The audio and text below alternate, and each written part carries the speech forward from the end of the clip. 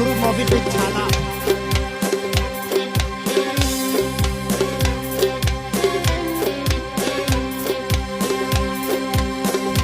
بودی در دار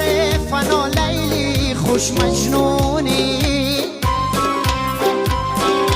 فاروقی چون گل رعنا و خدی موزونی،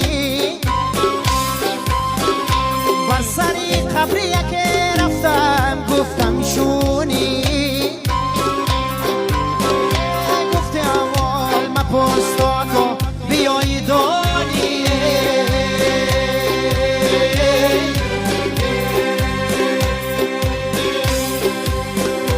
خوبی رویانم در خاک پر ما رفتند،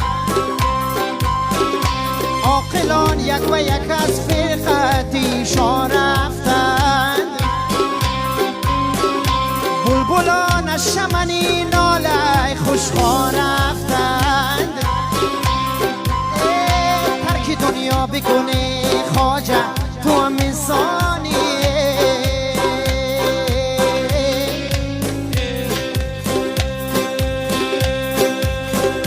یوسف شاه برآورده دی دولت و بخت، و سلیمان دادی مملکت و خاتم و تخت، و سوی تخته تابوت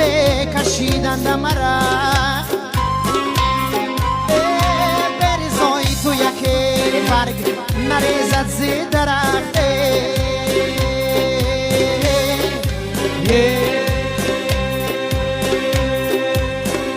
میشه خاکی رای مردم و مشکام بردار، صدق اخلاص با پیشار تو در آخر کار، تا شود سرخ رخت روز و شب و لیل و نهار، حافظ از خدمت مردان خدا آر مدار، زاکی تو بنده دری نگین درگاه